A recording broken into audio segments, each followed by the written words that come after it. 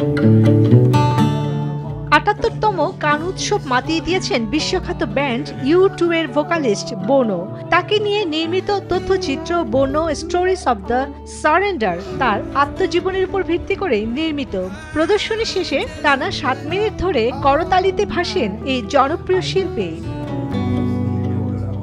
নিজের নতুন ছবির প্রিমিয়ারে লাল গালিচায় হাজির হন অস্কার জয়ী অভিনেত্রী এমা স্টোন। এ সময় ঘটে এক মজার ঘটনা। হঠাৎ একটি মৌমাছি তার প্রতি বিশেষ আগ্রহ দেখাতে শুরু করে। বারবার তার আশেপাশে ঘোরাফেরা করতে থাকে মৌমাছিটি। রেড কার্পেটে আলোকচিত্রীদের ক্যামেরার সামনে দাঁড়াতেই বাধে এক মজার বিপত্তি।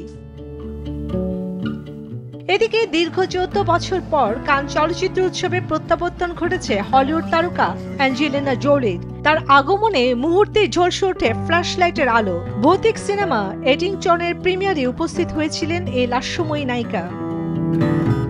২০ মে কান চলচ্চিত্র উৎসবে প্রিমিয়ার হলো জুলিয়া ডুকোনাউ পরিচালিত নতুন চলচ্চিত্র আলফা। ডুকোনাউ ২০২১ সালে টাইটান ছবির জন্য পাম ডিয়ার জিতে নেন। কানের ইতিহাসে দ্বিতীয় নারী নির্মাতা হিসেবে এই সর্বোচ্চ সম্মাননা অর্জন করেন তিনি। অন্যদিকে প্রতিযোগিতামূলক বিভাগে এবার ব্রাজিলের প্রতিনিধিত্ব করেছেন খ্যাতনামা নির্মাতা clever ম্যাজের্নোকা Filho.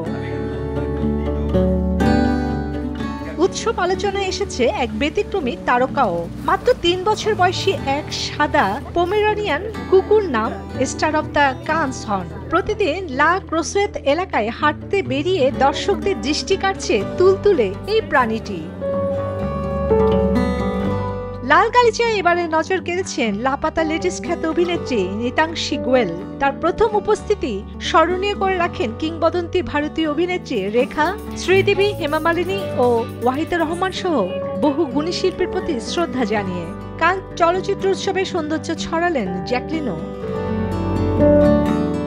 Chandrani Chandra, news 24।